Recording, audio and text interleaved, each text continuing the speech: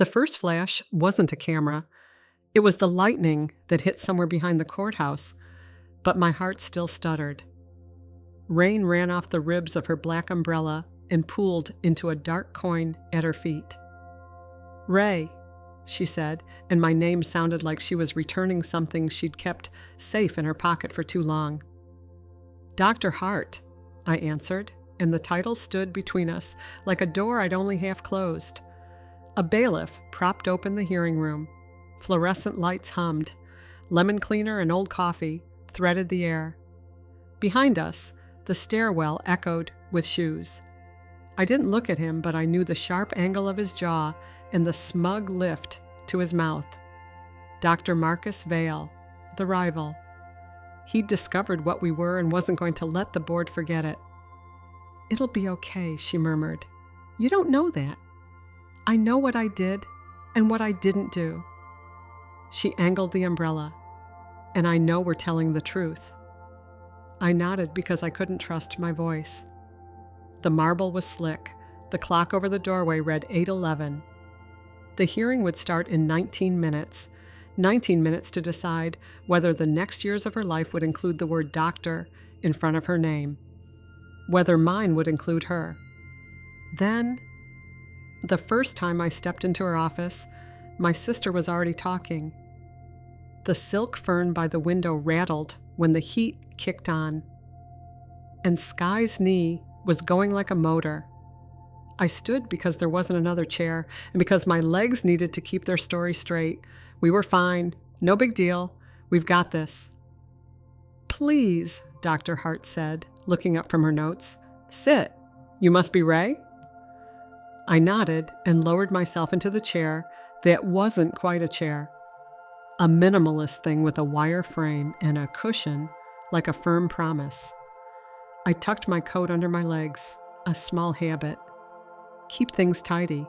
Keep them from falling.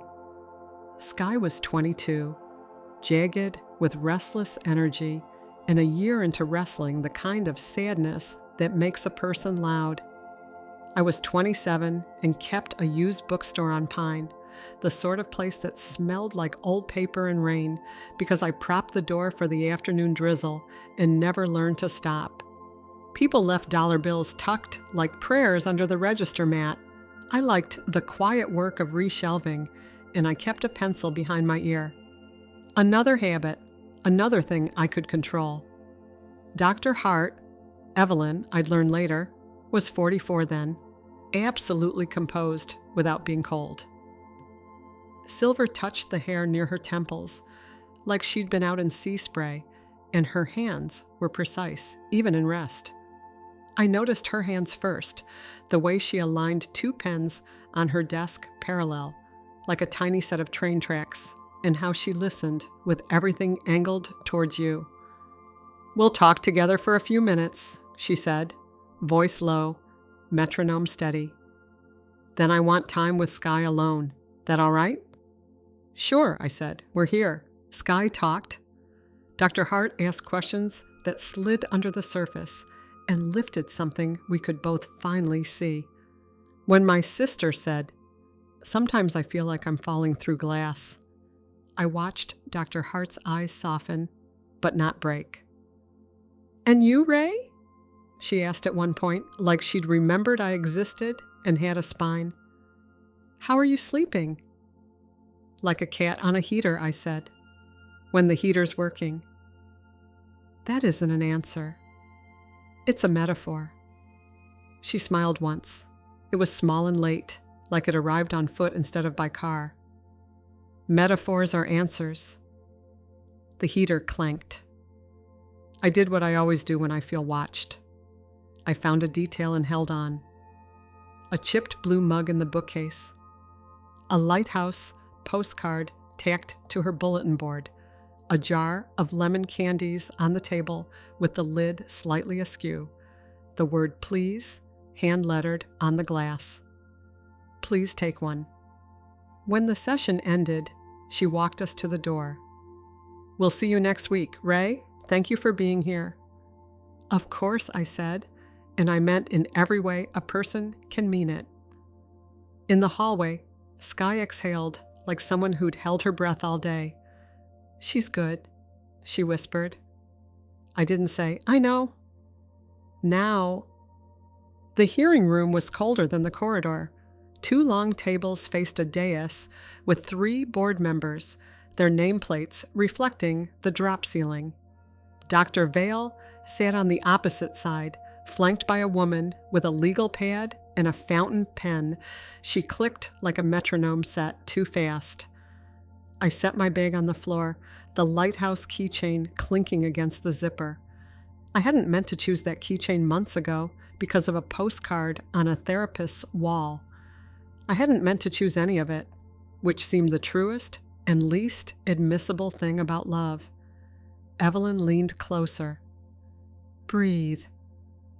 Her voice didn't shake. She wore a simple black jacket, a gray blouse that folded modestly at the neckline. No jewelry except a small silver ring and a thin watch.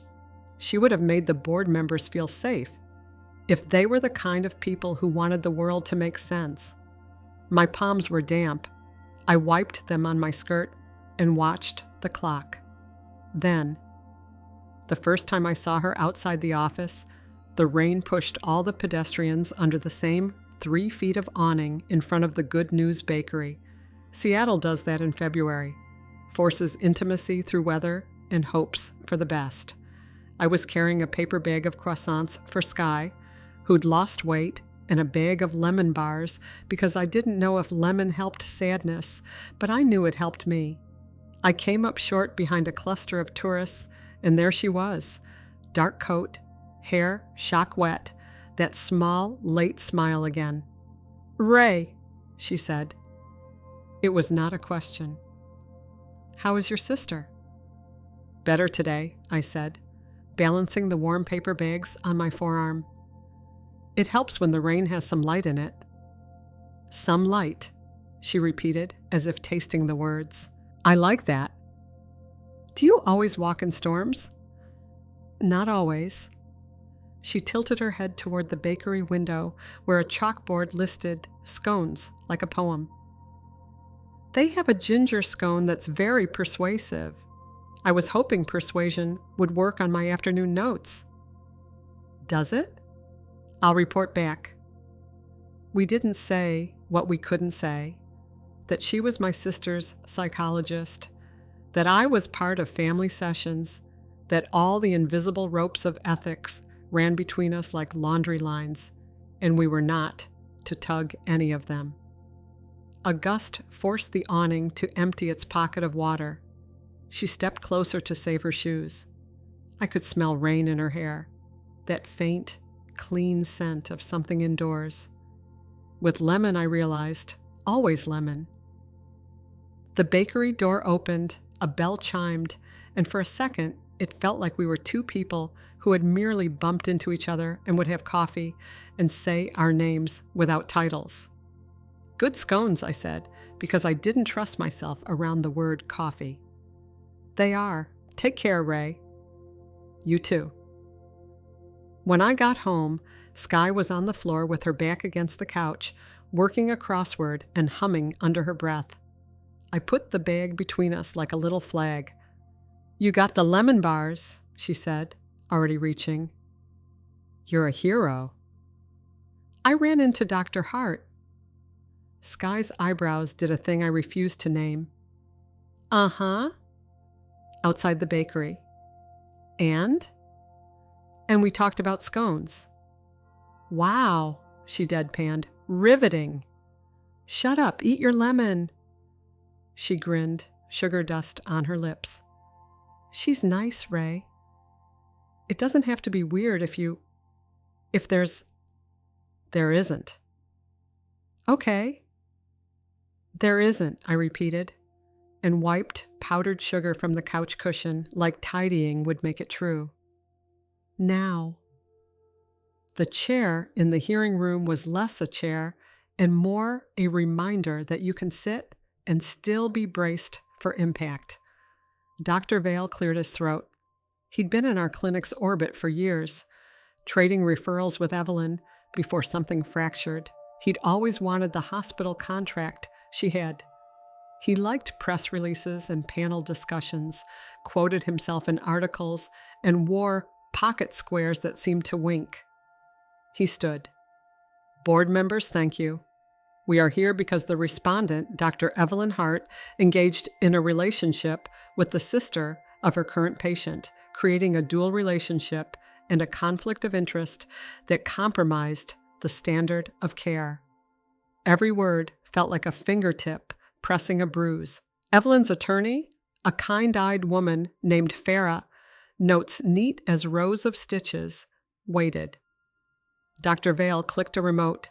A slide appeared on a small screen against the wall, a still from a street camera showing the two of us under an awning. Her head tipped toward mine, my smile too open. You could almost see the rainfall. You could almost hear the bell. "We have credible reports," he continued, "of further meetings during the period in which Dr. Hart retained clinical responsibility for Ms. Sky Navarro." My mouth tasted like metal. Evelyn's watch brushed the table when she adjusted her sleeve. Precise hands, precise words. I looked at her profile and thought of every minute she'd spent listening to my sister breathe. Then, the night of the breach wasn't dramatic at first. It was just late and January, and the kind of cold that makes the city sound like a held note. Sky had texted me from the bus with a string of anxious messages.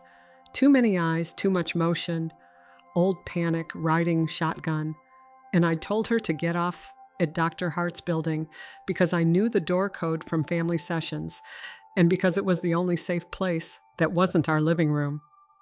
When I arrived, Sky was perched on the edge of the waiting room couch with a paper cup of water and her shoulders around her ears. Evelyn had stayed late and was sitting on the table, notepad closed, coat over her dress. She wasn't treating Sky.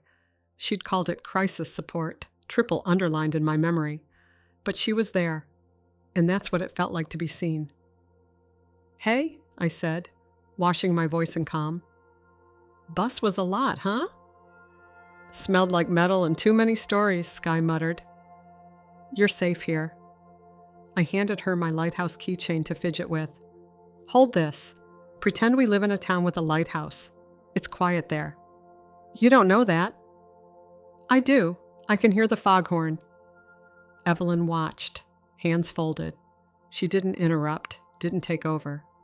I loved her for that before I knew it was love. After 20 minutes, Sky's breathing slowed and her shoulders unlocked. "Can I go see the water?" she asked softly. I feel like I need the noise to match me. "You can," Evelyn said. "But Ray, go with her." "Of course." We took the elevator, walked 3 blocks to the pier, and stood under a streetlight that made us look like figures cut from paper. Fairies grumbled their low animal sounds. The moon was a thin rind. We didn't talk much. We didn't need to. When Sky finally laughed at nothing, a small bird-loose noise, I decided I could breathe again. Back upstairs, Sky made a show of being fine and said something about fries, then kissed both of us on the cheek, her habit when she was pretending to be brisk, and told us not to worry, which always means please keep worrying, but with faith. She left. The waiting room felt suddenly huge, like a stage where the backdrop had been pulled. "Thank you," I said, hands in my coat pockets, feeling for the place where the lighthouse key should have been. "You helped her," Evelyn said. "You stayed open." It was the right thing. She looked at the door like she could see my sister's footsteps fading. When she turned back, something in her expression cracked, some careful layer of distance. "Ray, I should say, don't," I said, not sure whether I was interrupting an apology or a truth. The room held us the way a held breath holds a swimmer. The fern rattled when the heat kicked on. The lemon candy sat between us like a ritual we both refused to begin. She took one step closer. "This is not appropriate," she said. And then, because she was a person before a title, "And I haven't stopped thinking about you under that awning." "I haven't stopped thinking, period," I said. My voice was too bare. "We can't. Sky, I know."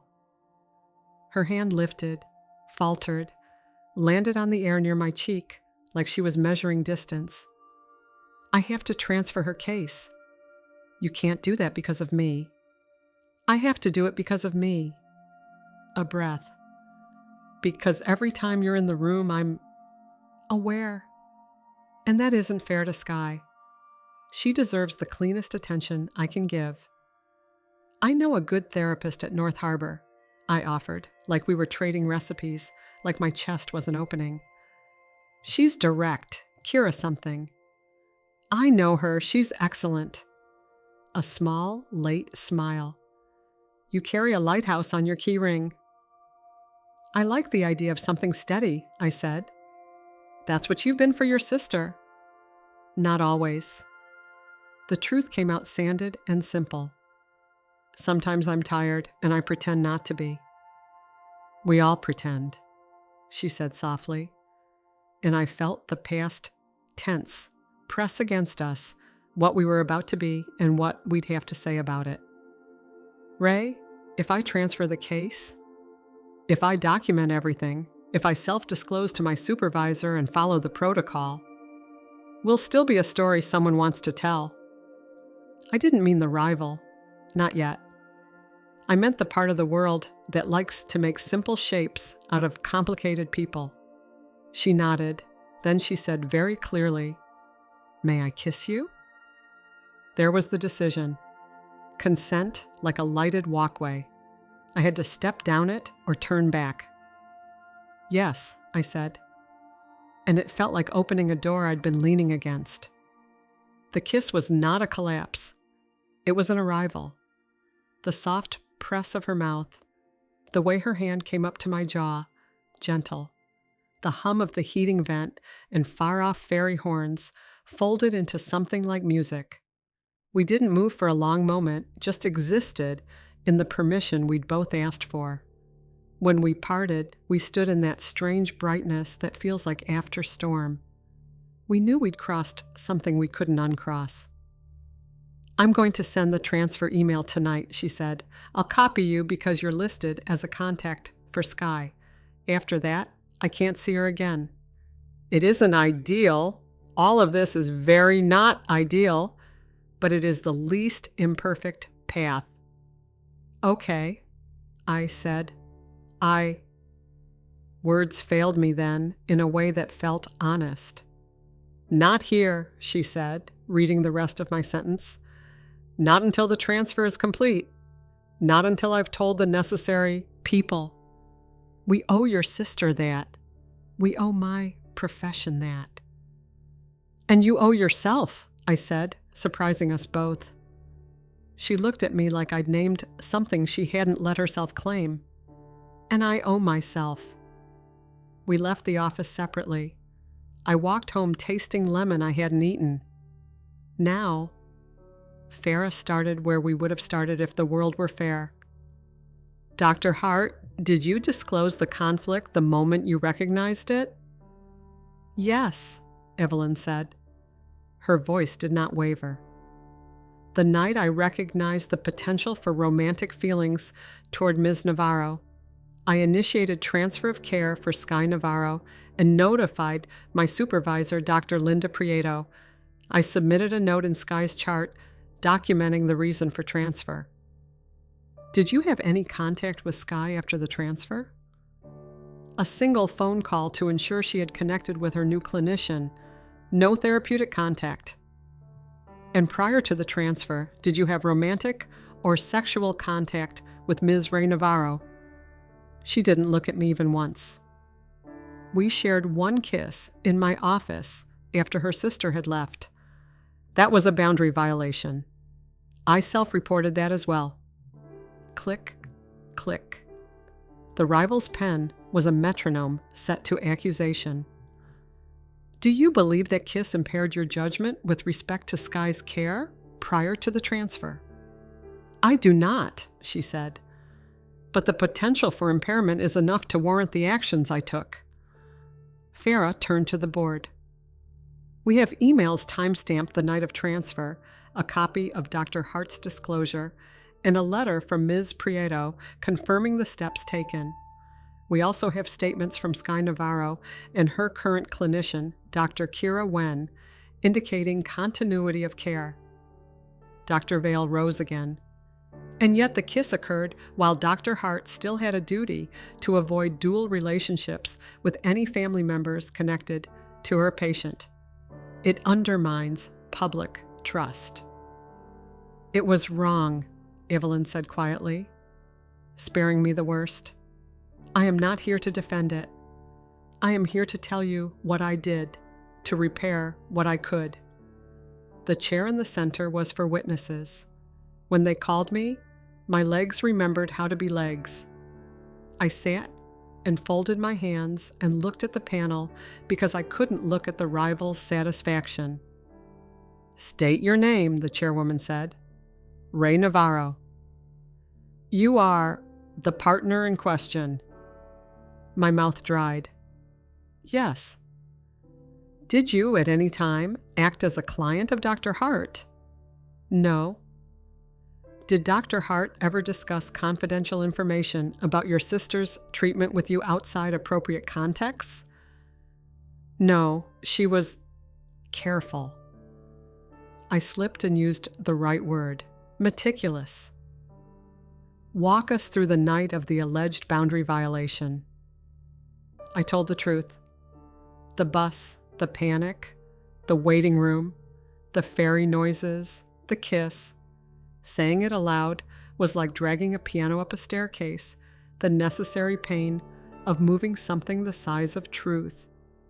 Why did you go to Dr. Hart's office and not an emergency department? Dr. Vale asked from his chair, his tone the polished condescension of a man very sure.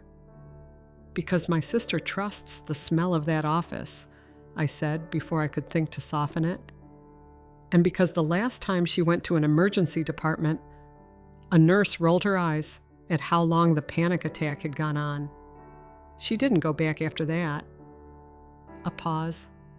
The good kind. The chairwoman made a note. And why didn't you tell your sister you were developing a relationship with her clinician? He continued. Or the potential for one? I was going to, I said, the past tense, low and true, after the transfer, not as a confession, as a conversation where she could tell me how she felt and I could listen. And how did she feel when you told her? Better than I did, I said, remembering Sky's grin and the way she'd asked if we'd finally kissed, like she'd been rooting for a team the whole season. A small stir of laughter broke the ice around the room. Even the chairwoman's mouth tilted. Dr. Vale pressed his lips thin. When they dismissed me, my knees returned to themselves. I sat down beside Evelyn. Our shoulders didn't touch. It felt like an act of love not to reach for her. Then, the transfer happened fast. Dr. Prieto called me herself to say there would be a gap of 1 week before Sky could start with Dr. Wen, and that the clinic would be available in case of emergency, but not as therapy. It felt like correctly sewn stitches after a clumsy cut. Evelyn waited 10 days to text me. 10 days is not long and is also forever if you are counting the hours between lemon candies and the crack of rain against your window. The message was bare. E. Transfer complete. If you'd still like to meet, I'd like to see you somewhere that isn't a waiting room. My thumbs hovered. I sent back the coffee shop on the corner where the barista knew my name and spelled it wrong anyway. We sat by the window. I held my chipped mug of Americano and tried not to stare at the line of silver in her hair, the calm of her hands around her cup. How are you? She asked, the same question from our first meeting, but softer, not clinical, curious. Tired, I said. Hopeful by habit. How is Sky? Angry, she has to start over, and also somehow less angry. Dr. Wen is direct. It helps. She is good, Evelyn said. She was not staking a claim on the praise. She was allowing another woman to be excellent. We talked like people who had been careful and could afford to be honest now. She told me about swimming laps before work, about how the repetition settled her mind. I told her about the old man who came into my shop every Thursday and pretended to be searching for a book he already owned so he could put a new one in the same spot and make a secret library within a library. I want to meet him, she said, smiling late. I want to watch you swim, I said, then blushed at how naked that sounded. We didn't rush. When the coffee shop closed, we walked. The storm had gone out of town. The night was cold and washed clean. I reached for her hand. She let me have it. Some stories use backdrops like a mirror. Ours used them like a chorus. Furnaces hummed. A bus sighed as it knelt for someone at the curb. We stopped under a maple tree that still held brown leaves like a refusal. She turned to me and waited, the way she always waited, until my choice was mine. Do you want to come over? I asked, and fixed the tremor by telling the truth. I don't want to be careful tonight. Yes, she said, but we'll still be gentle. I know. And we were. We didn't sleep much. We used words like, may I and yes, and is this okay, until language itself felt like a kind of shelter. When morning came, gray light, kettle shrieking, my bookstore cat kneading her shoulder like he'd been waiting for her. We laughed into the pillow, and I thought, if this is wrong, it is also the truest thing I've done in years. We told Sky that evening. She listened with her chin in her hand, and when we finished, she blew out a breath. I want both of you to be okay, she said. But mostly, you, Ray. You've been holding the roof up. Evelyn said, thank you for allowing me to stay in your life at all. If you want me gone? I don't, Sky interrupted. Just do it right. We're trying, I said.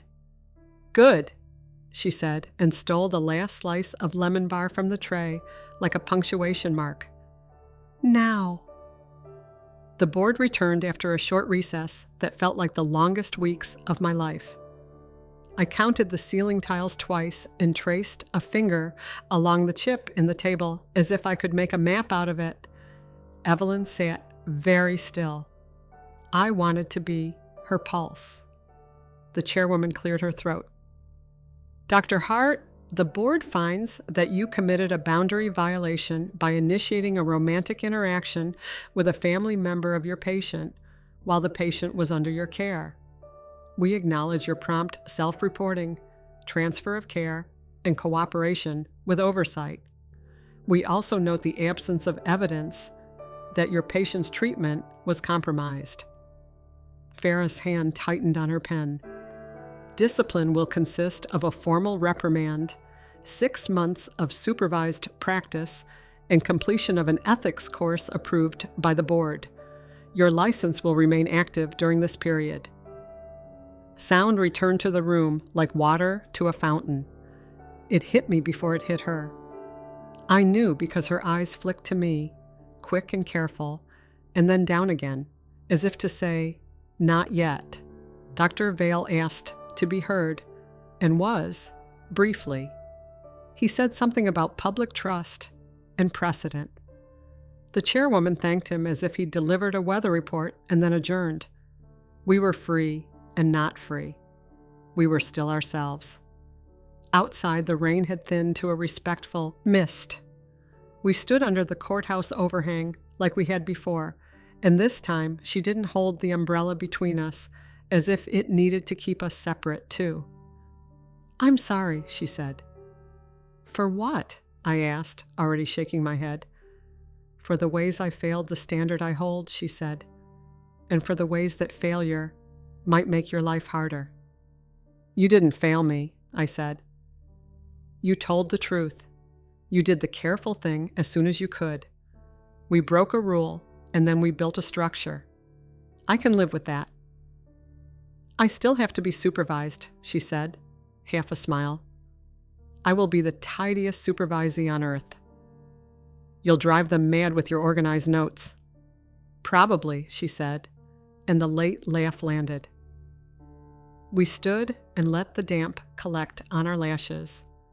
Across the street, a woman in a red coat balanced 2 coffee cups and smiled at some private joke as she hurried along.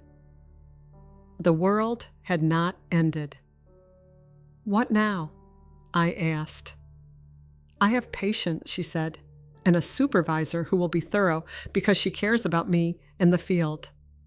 I have an ethics course that will be better than the last one because I will pay a different kind of attention.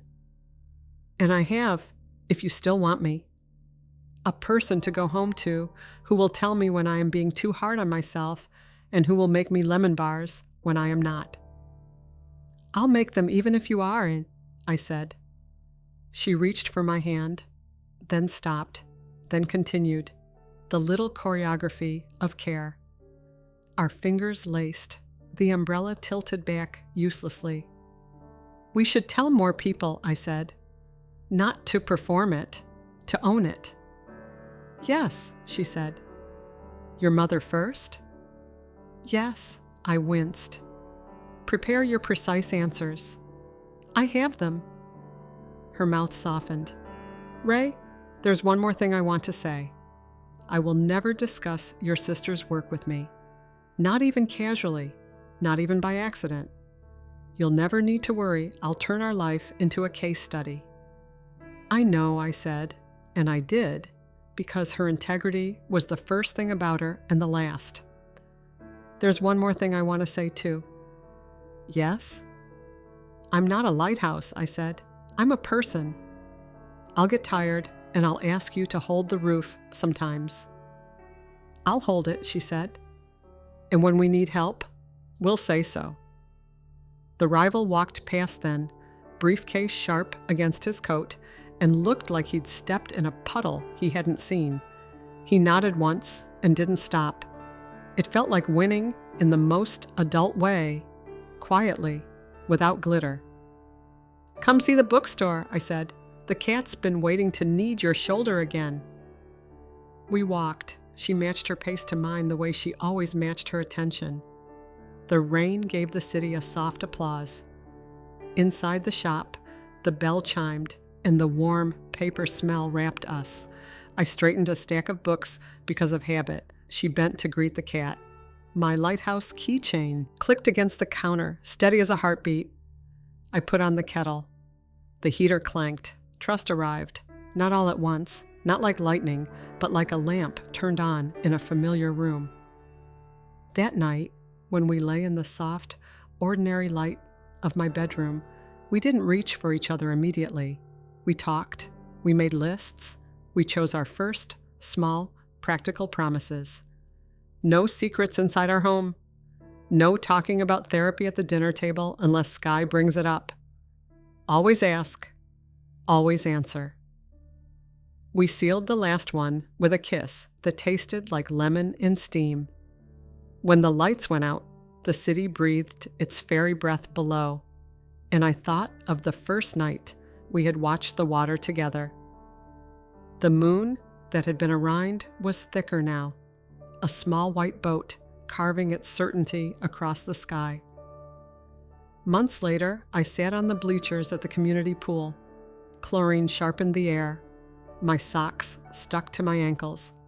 She moved through the lane with predictable clean strokes, her watch on the deck ticking away her laps. Every time she reached the wall, she touched it like blessing. Sky slid in beside me with a plastic cup of orange slices. She's fast, my sister said, amusement in her voice. She's fast, I agreed.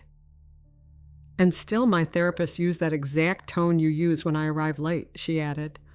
I told her that's unfair efficiency. She's supervised, I said, proud of that too, because pride and love can coexist. She says it's good. She's learning things I paused, smiling. She says she's learning to name what she already knew. Sky bumped my shoulder. I like that you're happy, she said. It makes my brain quieter. I swallowed a lump in my throat and handed her my lighthouse key to hold, because that was our ritual. Pass the steady thing back and forth. She turned it over in her hand and then passed it back. Keep it, she said. You're the one who gets us home. Evelyn climbed the ladder, water running down her arms. She walked toward us with that small, late smile. The ring of silver at her temples caught the light and looked like something earned. Hi, she said, reaching for a towel. Hi, Sky. Hi, Dr. Hart, Sky said, not missing a beat, then corrected herself with a grin. Evelyn, sorry, endless habit. Occupational hazard, Evelyn said. How was your week? Hard, Sky said. But not impossible, that's new. Evelyn looked at me then, and there was a whole thesis in her gaze. About effort and care. About small increments and long distances. About doing the right thing later than you wish, and then doing it again. On the walk home, the city smelled like wet brick and baked sugar. We stopped at the bakery for ginger scones. The bell chimed, a note I could have followed blindfolded. Under the awning, the rain gathered and let go, the metronome of where we started. We could take a photo, I said. Half a joke. We could, she said, and did not pull me closer for the camera, but for us. The kiss was brief and ordinary and completely allowed. A passerby smiled and kept going. The world held. Later, in the bookstore's back room, I found our old jar of lemon candies from a vendor who'd gone out of business. I set it on a shelf, lid slightly askew, and wrote "Please" on the glass. Some rituals are for everyone. Some are just for the two of us. We didn't sleep much that night, not because of worry, not because of storms or hearings or rival eyes. We were awake in the good way, building a life detail by careful detail. The chipped mug, the K-ring, the fairy horn's low note, the insistence of rain. We were as ethical as we were able, and as human as we were brave. I believed in that more than I had ever believed in anything. And that belief, as it turned out, was the steady light. Did you like the story? Hit that like button and tell me what you thought in the comments. Do you want to hear more stories? Subscribe and hit the bell. For exclusive content and early access, check out our Patreon. You can find the link in the description, or you can watch any of the videos shown on my right. Thank you for watching and see you in the next video.